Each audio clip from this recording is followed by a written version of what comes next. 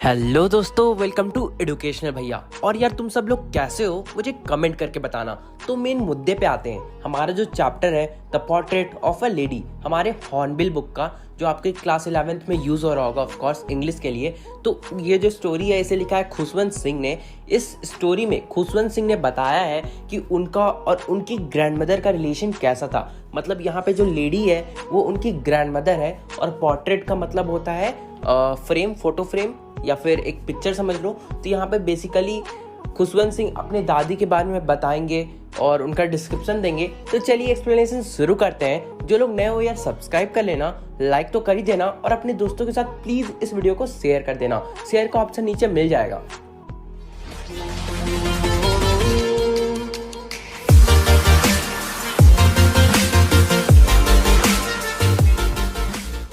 तो स्टोरी शुरू करते हैं। यहाँ पे खुशवंत सिंह बता रहे हैं कि उनकी जो ग्रैंडमदर थी वो दूसरों की ग्रैंडमदर की तरह ही एक ओल्ड लेडी थी, और वो अपने ग्रैंडमदर को पिछले 20 साल से जानते हैं।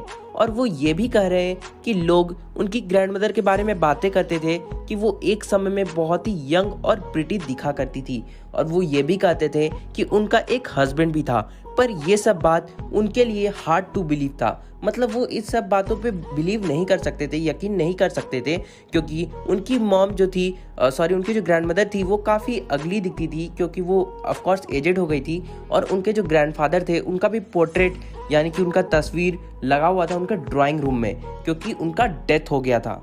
अब वो बता रहे हैं कि उनके जो ग्रैंडफादर का पोर्ट्रेट यानी कि तस्वीर उनके ड्राइंग रूम में लगा हुआ था। उस तस्वीर में वो बड़े से टर्बन पहने हुए थे और लूज फिटिंग क्लोथ्स पहने हुए थे, और उनकी लंबी लंबी वाइट दाढ़ियाँ भी थी जो उनके चेस्ट के कुछ पार्ट को कवर करता था, और वो कम से कम 100 साल के तो लगते ही थे। अब खुशवंत सिंह बता रहे हैं कि उनके ग्रैंडफादर को देख के ये बिल्कुल भी नहीं लगता था कि उनके बीबी बच्चे होंगे, बल्कि ये लगता था कि उनके बहुत सारे ग्रैंड चिल्ड्रन होंगे, यानी कि वो काफ़ी एजेड दिखते थे। इसलिए वो ये भी कह रहे हैं कि मेरी जो दादी थी वो एक समय में बहुत ही यंग और प्रिटी होगी। ये थॉट इसलिए बहुत ही ज़्यादा रिवॉल्टिंग है, यानी कि इस चीज़ के अगेंस्ट जाता है, इसलिए वो इस बात पे बिल्कुल भी यकीन नहीं कर सकते। फिर ऑथर कह रहे हैं कि उनकी दादी आती थी और उन्हें बताती थी कि वो जब छोटी थी बचपन में वो कैसे खेला करती थी। फिर वो बता रहे हैं ये सब सुन के उन्हें ऐसा लगता था, यानी कि ये सब सुन के उन्हें बहुत ही इलॉजिकल और डिसरिस्पेक्टफुल वाली फीलिंग आती थी, और ऐसा लगता था कि कोई सेंट यानी कि कोई पुजारी आके हमें मॉरल स्टोरीज पढ़ा रहा है। फिर ऑथर कह रहे हैं कि वो अपनी दादी को 20 साल से जानते हैं, और वो 20 साल से काफ़ी छोटी, मोटी और थोड़ी बेंट है। यार बूढ़े लोग हल्के बेंट होते हैं, आप लोग पता ही होगा, मतलब एकदम सीधे नहीं होते हैं, एज के अनुसार ऐसा हो जाता है। तो वही अपनी दादी के बारे में बता रहे हैं, और वो ये भी कह रहे हैं उनके पूरे फेस में किस क्रॉस था, फ्रॉम एवरीवेयर टू एवरीवेयर, यानी कि पूरे फेस में क्रिस क्रॉस था, जो कि आमतौर पर बूढ़े लोगों में देखा जाता है। फिर वो बता रहे हैं कि वो इतनी ओल्ड थी, यानी कि उनकी दादी इतनी ओल्ड थी कि उससे ज़्यादा ओल्ड वो किसी को देखे ही ना हो, और वो कह रहे हैं कि पिछले 20 साल से उनमें कोई चेंजेस नहीं आए थे। फिर ऑथर बता रहे हैं कि उनकी दादी व्हाइट कलर का ड्रेस पहनकर घर में इधर उधर बहुत ही अजीब तरीके से चला करती थी। उनके एक हाथ में रुद्राक्ष का माला रहता था, रुद्राक्ष कह सकते हो, जिसे बार बार वो गिनते रहती थी, और दूसरा हाथ उनके वेस्ट में रहता था ताकि वो अपनी बॉडी को बैलेंस दे सके। वो ये भी कह रहे हैं कि उनकी दादी का सिल्वर लॉक्स यानी कि हेयर, उनकी दादी का जो हेयर था वो काफ़ी अनटाइडी था, और वो हर समय गाना गाते रहती थी, यानी कि प्रेयर गाते रहती थी, और बहुत ही इनऑडिबल वॉइस में, यानी कि उसे कोई सुन नहीं सकता था। फिर ऑथर कह रहे हैं कि ऐसा बिल्कुल भी नहीं है कि मेरी दादी सुंदर नहीं थी। हाँ, वो सुंदर थी। कैसे सुंदर थी? Like a winter landscape in the mountain, क्योंकि वो बहुत ही पीसफुल और काम थी। फिर ऑथर बता रहे कि वो और उनकी ग्रैंडमदर बहुत ही अच्छे दोस्त थे। जब से ऑथर के पेरेंट्स सिटी में रहने चले गए थे तब से वो अपनी ग्रैंडमदर के साथ रहते थे, और उनकी ग्रैंडमदर ही उन्हें सुबह में उठाया करती थी, स्कूल के लिए रेडी किया करती थी, उन्हें नहलाया करती थी, और साथ ही साथ स्कूल के लिए ड्रेसअप भी किया करती थी। और तब तक वो गाना गाते रहती थी, और कौन सा क्या गाती थी? प्रेयर गाती थी भगवान के लिए, और वो बहुत ही अच्छी आवाज़ में गाती थी। वो ऑथर कह रहे हैं कि उन्हें उनका आवाज़ बहुत ही पसंद था, पर उन्होंने कभी भी उस प्रेयर को सीखना नहीं चाहा, और उनकी दादी ये सोचती थी कि शायद ये मेरी गाना सुन सुन के ये प्रेयर को सीख ले, पर उन्होंने ऐसा बिल्कुल भी ज़रूरी नहीं समझा। फिर ऑथर बता रहे हैं कि जब वो तैयार हो जाते थे स्कूल जाने के लिए, तब उनकी दादी उन्हें वुडन स्लेट देती थी जो कि वो पहले से धो के रख देती थी। तो आप लोगों को पता ही होगा कि अभी जैसे हम लोग कॉपी यूज़ करते हैं, उस समय कॉपी यूज़ नहीं होता था, उस समय बच्चे वुडन स्लेट में लिखा करते थे। तो वही ऑथर भी बता रहे हैं। फिर वो कह रहे हैं कि उनकी दादी उन्हें येलो चौक देती थी, अर्थन पॉट, इंक पॉट यानी कि मिट्टी का बना हुआ इंक पॉट देती थी, साथ ही साथ रेड पेन देती थी, और वो सबको एक बंडल में बांध कर उन्हें दे देती थी। और फिर उनका ब्रेकफास्ट पैक करके, जिसमें एक चपाती होता था जिसमें बटर लगा हुआ रहता था और बटर और शुगर लगा रहता था, उन्हें वो दे देती थी स्कूल ले जाने के लिए। और फिर वो कह रहे हैं कि कुछ खराब चपाती जो पिछले रात की होती थी, उनकी दादी उसे रख लेती थी ताकि वो कुत्ते को दे सके जाते वक्त, स्कूल जाते वक्त। फिर ऑथर कह रहे कि उनकी ग्रैंडमदर हमेशा उन्हें स्कूल छोड़ने जाया करती थी और स्कूल के बगल में एक टेम्पल भी था। फिर वो कह रहे हैं कि वे प्रिस्ट द्वारा अल्फाबेट और मॉर्निंग प्रेयर सिखा करते थे। बस वही नहीं, उनके साथ साथ जो भी बच्चे आया करते थे वहाँ पे, वो सभी मिलकर एक जगह पे बैठकर वरांडा के बगल में सभी मिल के गाया करते थे मॉर्निंग प्रेयर को। और तब तक मेरी जो ग्रैंडमदर थी वो बगल वाली टेम्पल्स में बैठकर स्क्रिप्चर पढ़ा करती थी। और फिर वो कह रहे हैं जब हम लोग दोनों ख़त्म कर लेते थे अपने अपने काम को, फिर हम लोग दोनों साथ में डोर की तरफ बढ़ते थे और साथ ही साथ घर जाने लगते थे। फिर वो कह रहे हैं कि जब वो घर जाने लगते थे तब उनके पास जो सूखी रोटी रहती थी कल रात की, पिछले रात की, वो लोग दोनों लड़ते थे कि कौन पहले उस डॉग को देगा। फिर ऐसे वो लड़ते लड़ते घर को पहुंचते थे। अब ऑथर बता रहे कि जब उनके पेरेंट्स कम्प्लीटली सिटी में सेटल हो गए, यानी कि उन्होंने वहाँ पे घर खरीद लिया और अलग अलग एसेट खरीद लिया, तब उनके और उनकी ग्रैंडमदर के फ्रेंडशिप के बीच में बहुत ही बड़ा टर्निंग पॉइंट आया। ये अलग बात है कि अभी भी वो सेम ही रूम में सोया करते थे सिटी में, पर अब वो लोग दोनों साथ में स्कूल नहीं जा सकते थे क्योंकि ऑथर को लेने मोटर बस आता था जिसमें ऑथर जो थे वो बैठ के जाया करते थे। अब स्ट्रीट में कोई कुत्ते तो थे नहीं जिन्हें वो चपाती खिला सकते थे। अब उनकी दादी माँ का जो टाइम था वो क्या था, वो स्पैरोज जो थे उन्हें रोटियों के दाने या फिर ब्रेड के छोटे छोटे दाना दिया करती थी। और जब उनकी दादी को पता चला कि उनके स्कूल में गॉड एंड स्क्रिप्चर से रिलेटेड कुछ नहीं पढ़ाया जाता, तो वो और भी उदास हो गई। फिर एक दिन जब ऑथर ने आके उनकी दादी को बताया कि उनके स्कूल में म्यूजिक सिखाया जा रहा है, तो वो बहुत ही गुस्सा और अंदर से उदास भी हो गई क्योंकि उन्हें लगता था कि म्यूजिक बहुत ही खराब चीज़ है और इसे बस बुरे लोग, भिखारी लोग और यही सब ऐसे ही लोग बस इसे मतलब गाया करते हैं, और ये कोई जेंटलमैन जो है म्यूज़िक नहीं सीखा करता। उस समय लोग ऐसा मानते थे, पर अभी ऐसा मानना बिल्कुल भी सही नहीं होगा क्योंकि अभी काफ़ी सारे लोग म्यूज़िक के बल पे ही कहाँ से कहाँ पहुँच चुके हैं। तो आज के ज़माने में ये सब हो सकता है आप लोग रिलेट नहीं कर पाओ। तो आगे बढ़ते हैं। फिर वो बता रही कि धीरे धीरे साल पे साल बीतते गए और तब भी उनकी दादी ही उन्हें तैयार किया करती थी और स्कूल भेजा करती थी। वो ये भी बता रहे कि उनकी दादी उनसे हमेशा पूछा करती थी जब वो स्कूल से वापस आते थे कि उन्होंने क्या क्या पढ़ा। फिर वो बताते थे अपने इंग्लिश वर्ड्स में कि उन्होंने साइंस एंड लर्निंग्स के बारे में पढ़ा, about law of gravity, Archimedes principle, फिर और बहुत कुछ पढ़ा। तो ये सब सुन के उनकी जो दादी थी वो काफ़ी अपसेट हो जाती थी, अनहैप्पी हो जाती थी क्योंकि उन्हें इन सब लेसन्स के बारे में कुछ नहीं पता था और वो इन सब चीज़ों को ऑथर को समझा भी नहीं सकती थी क्योंकि वो इन सब बातों से बहुत ही अनजान थी, यानी कि साइंस एंड टेक्नोलॉजी से वो बहुत ही अनजान थी। अब ऑथर यूनिवर्सिटी पढ़ने चले गए, वहाँ पे उन्हें सेपरेट रूम दे दिया गया। इससे क्या हुआ, उनके और उनकी ग्रैंडमदर के बीच में जो फ्रेंडशिप का कॉमन लिंक था अब वो भी ख़त्म हो गया। ये सब के बाद ग्रैंडमदर, उनकी जो ग्रैंडमदर थी, उन्होंने प्रेजेंट सिचुएशन को समझा। उन्होंने जाना कि अब उन्हें प्राइवेट रहना पड़ेगा, दूसरों लोगों से दूर रहना पड़ेगा। इसलिए उनकी जो ग्रैंडमदर थी अब हमेशा स्पिनिंग व्हील के पास बैठे रहती थी, कुछ कुछ बुनते रहती थी, यानी कि स्पिन करते रहती थी। बस वो एक ही टाइम ब्रेक लेती थी, वो था दोपहर के समय, जब वो स्पैरोज को छोटे छोटे ब्रेड के टुकड़े दिया करती थी और वहाँ पे हंड्रेड्स ऑफ जो स्पैरो है वहाँ पे आके बैठा करते थे और उस छोटे छोटे ब्रेड के पीसेस को लिया करते थे और खाया करते थे।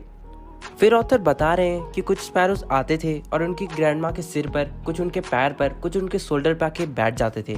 ये सब देख के उनकी ग्रैंडमा काफ़ी खुश होती थी और उन्हें कभी भी भगाती नहीं थी। मतलब वो जब स्पैरोज आके उनके ऊपर बैठते थे तो उन्हें बहुत ही अच्छा लगता था। और ये जो दिन का उनका हाफ एन आवर था, जिस हाफ एन आवर में वो स्पैरोज को खाना देती थी और स्पैरोज आके उनके ऊपर बैठते थे, वो हाफ एन आवर उनके दिन का सबसे हैप्पीएस्ट हाफ एन आवर था। फिर वो बता रहे हैं कि उन्हें फर्दर स्टडीज़ के लिए, यानी कि ऑथर जो है उन्हें फर्दर स्टडीज़ के लिए अब्रॉड यानी कि दूसरे कंट्री जाना था। और ये सब वो जानते थे कि ये बात जब मेरी ग्रैंड माँ सुनेगी तो उन्हें काफ़ी दुखी होंगी, क्योंकि ये बिल्कुल मतलब उन्हें अकेला रहना पड़ेगा काफ़ी समय के लिए। और वो बता रहे कि उन्हें 5 साल के लिए मतलब फॉरेन जाना था। यहाँ पे ऑथर को डर भी लग रहा था कि जब वो 5 साल बाद वापस अपने घर लौटेंगे तो हो सकता है उनकी ग्रैंड माँ जिंदा ना बचे, क्योंकि वो काफ़ी ओल्ड हो गई थी। फिर वो बता रहे हैं कि उनकी ग्रैंड माँ बिल्कुल भी इमोशनल नहीं हुई जब वो उन्हें रेलवे स्टेशन छोड़ने जा रही थी। वो बहुत ही मतलब नॉर्मल बिहेव कर रही थी, कुछ वही मंत्र बड़बड़ा रही थी वो जो हमेशा बड़बड़ाती थी। फिर वो रुद्राक्ष का जो माला होता है उसे गिन रही थी और उनके साथ आए जा रही थी। एट द लास्ट मोमेंट वो बस उनके सिर पे किस करती है और ट्रेन वहाँ से चला जाता है। यानी कि ये जो उन्होंने किस किया ग्रैंड माँ ने उनके फोरहेड पे, ऑथर के फोरहेड पे, ये लास्ट साइन था फिजिकल कांटेक्ट का। ऐसे ऑथर को लग रहा था कि हो सकता है अब मैं वापस ग्रैंड माँ से नहीं मिल पाऊँ कभी, तो हो सकता है ये मेरे और ग्रैंड माँ के बीच में जो फिजिकल कांटेक्ट है ये लास्ट है। पर ऐसा नहीं होता है। ऑथर कुछ समय बाद यानी कि 5 साल बाद वापस अपने घर लौटते हैं। ऑथर अपनी ग्रैंड माँ को उसी स्टेशन पे मिलते हैं। फिर वो जब उन्हें देखते हैं तो उन्हें देख के ऐसा लग रहा था मानो इन 5 साल में कुछ चेंज हुआ ही ना हो। वो अभी भी वही मंत्र बड़बड़ा रही थी, हाथ में रुद्राक्ष का माला लेके उसे गिन रही थी और मतलब सब कुछ सेम था, कुछ भी अंतर नहीं आया था। और जब वो ऑथर जो है उनके अपने घर जाते हैं तब वो देखते हैं कि इस बार भी उनका जो हैप्पीएस्ट हाफ एन आवर है वो वही है, स्पैरोज को खाना देना। और जब स्पैरोज आके उनके ऊपर बैठते हैं, बस इस बार उन्होंने बस एक ही चेंज नोटिस किया। जब ग्रैंडमा ने आसपास की वुमेन को इकट्ठा किया और वो सब मिलके ड्रम बजाने लगे, गाना गाने लगे, तो ये सब देख के ऑथर को थोड़ा सा अलग लगा। बाकी सब कुछ सेम था, उनका रूम भी एकदम सेम था जैसा वो छोड़ के गए थे। अब कुछ लोग पूछेंगे कि भला वो ऐसा क्यों कर रही थी, ड्रम क्यों बजा रही थी, औरतों को बुला के ऐसा क्यों कर रही थी? तो यार इसका बस एक ही आंसर है, इट्स हर चॉइस। अब देखो क्या हुआ, उनकी जो दादी थी वो ढोल को जोर जोर से बजा रही थी और बजाते जा रही थी बहुत देर तक। और वो गाना भी गा रही थी। वो क्या गा रही थी? होम कमिंग ऑफ वॉरियर्स, यानी कि जो ब्रेव लोग हैं, जो वॉरियर्स हैं, उनके ब्रेवरी के बारे में ये सब वो गाना गा रही थी। ये सब देखने के बाद ऑथर है और उनकी जो मदर है वो सब आके उनकी ग्रैंडमा को परस्यूड करती है, यानी कि रिक्वेस्ट करती है कि आप ये सब करना बंद करो, कोई भी काम को लगातार मत करो, यानी कि ओवर स्ट्रेनिंग मत करो। पर ये सब सुनने के बाद भी उनके ग्रैंडमा नहीं रुकती है। और ऑथर बता रहे हैं कि उन्होंने पहली बार ग्रैंडमा को इस रूप में देखा था जब वो प्रे नहीं कर रही थी, वरना पहले वो जब भी ग्रैंडमा को देखते थे तो वो हमेशा प्रे करते रहती थी। और पहली बार उन्होंने देखा कि उनकी ग्रैंडमा जो है वो गा रही है और ड्रम बजा रही है, ढोल बजा रही है। फिर उन्हें ये भी बात ऑफकोर्स आप लोगों को याद होगा कि मैंने कुछ समय पहले बताया था कि उनकी ग्रैंडमा बोलती है कि ये गाना गाना और ये सब अच्छा काम नहीं है, मैंने बताया था आपको। तो ऐसा ऑथर ने देखा कि उनकी ग्रैंडमा खुद ऐसा कर रही है, तो उन्हें भी काफ़ी अजीब सा लगा। अगला दिन क्या होता है कि उनकी ग्रैंडमा बीमार पड़ जाती है। ये सब देखने के बाद डॉक्टर को बुलाया जाता है। डॉक्टर आते हैं और कहते हैं कि तुम्हारी ग्रैंडमा को मिल्ड फीवर यानी कि हल्का बुखार है जो कि जल्दी ठीक हो जाएगा। पर उनकी ग्रैंडमदर जो थी वो अलग ढंग से सोचती है और कहती है कि मेरा एंड अब नियर है, यानी कि मेरा डेथ होने वाला है, इसलिए वो अब प्रे नहीं करना चाहती, नहीं तुम लोगों से यानी कि ऑथर से और उनकी मम्मी से बात कर टाइम वेस्ट करना चाहती है। वो बस सोए रहना चाहती है अपने बेड में और जाप करना चाहती है, और वो वैसा ही करती है। हम लोग प्रोटेस्ट करते हैं, यानी कि ऑथर और ऑथर की मम्मी प्रोटेस्ट करती है कि प्लीज़ अब हमसे बात करें और ऐसा ना सोचो। पर फिर भी उनकी जो ग्रैंडमा जो थी वो किसी का भी प्रोटेस्ट को इग्नोर कर देती है और वो अपने में व्यस्त रहती है, वो माला का जाप करने लगती है। फिर कुछ देर बाद हमें पता चलता है कि वो साइलेंट हो गई है, यानी कि वो अब माला का जाप नहीं कर रही है, उनका लिप्स साइलेंट हो गया है और उनके हाथ में जो माला था, हो सकता है रुद्राक्ष, वो जो था वो गिर जाता है। तो ये सब देख के हम जान जाते हैं कि अब उनका डेथ हो चुका है। फिर ऑथर की ग्रैंडमा को रीति रिवाज के अनुसार बेड से उतारा गया, जमीन पे रखा गया, उन्हें रेड श्राउड यानी कि लाल कलर के कपड़े से कवर किया गया और हम सभी यानी कि ऑथर की मम्मी और फैमिली में जो भी लोग थे सभी चले गए उनकी फ्यूनरल की अरेंजमेंट के लिए। यानी कि जो जलाया जाता है मुर्दों को, आपको पता ही होगा, जो जिनका डेथ हो जाता है उन्हें जलाया जाता है, हिंदू रिचुअल्स में ऐसा होता है। तो उसी के लिए, इस अरेंजमेंट के लिए सभी लोग चले गए कुछ घंटों के लिए और फिर सारे अरेंजमेंट करके वे आते हैं। फिर शाम को पूरा परिवार दादी माँ के डेड बॉडी के पास आता है, दादी माँ के डेड बॉडी को स्ट्रेचर पर लेटाते हैं। फिर वो एक बात की और जिक्र कर रहे हैं कि उस समय जो सन की लाइट थी वो काफ़ी डेंस थी। उस समय सन सेट कर रहा था, ऑफ कोर्स इवनिंग का टाइम था, और उस समय जो लाइट था वो काफ़ी ज़्यादा ग्लो कर रहा था और उनके डेड बॉडी के पास पूरा लाइट बिखरा पड़ा था। फिर वो एक और चीज़ पे गौर करते हैं कि थाउजेंड्स ऑफ स्पैरोज उनकी दादी माँ के डेड बॉडी के आसपास बैठे हुए हैं। ये सब देख के उन्हें काफ़ी अजीब सा लगता है। फिर उनकी जो ऑथर की जो मॉम है वो स्पैरोज को देखती है और उन्हें अंदर से थोड़ा दया सा आता है, इसलिए उनकी मॉम ब्रेड के क्रम्स को लेके आती है और स्पैरोज के सामने बिखेर देती है। पर एक भी स्पैरो जो था वो ब्रेड क्रम्स की ओर ध्यान नहीं देता है और सभी के सभी स्पैरोज जो थे वो बिल्कुल शांति से डेड बॉडी के पास बैठे हुए थे। फिर अगला दिन सुबह होता है, उनके फ्यूनरल यानी कि दादी माँ के जो भी रीति रिवाज है उसे पूरा किया जाता है। फिर स्पैरो वहाँ से, जो जितने भी स्पैरोज थे वहाँ से उड़ के चले जाते हैं। वहाँ पे स्वीपर आता है, सारे ब्रेड के क्रम्स को एक जगह कलेक्ट करता है, फिर उसे डस्टबिन में डाल देता है। और गाइज इस तरह से हमारा स्टोरी खत्म होता है। होप सो आपको वीडियो पसंद आया हो। वीडियो पसंद आया तो आपको क्या करना है आपको पता ही होगा। तो गाइज मैं चलता हूँ, मिलते हैं अगले वीडियो में, तब तक एंडिंग सॉन्ग देख तू यहाँ वहाँ न फेंक, देख फैलेगी बीमारी, होगा सबका बुरा हाल। अरे तो क्या करे भैया, गाड़ी वाला आया घर से कचरा निकाल, गाड़ी वाला आया घर से कचरा निकाल, गाड़ी वाला आया घर से कचरा निकाल, गाड़ी वाला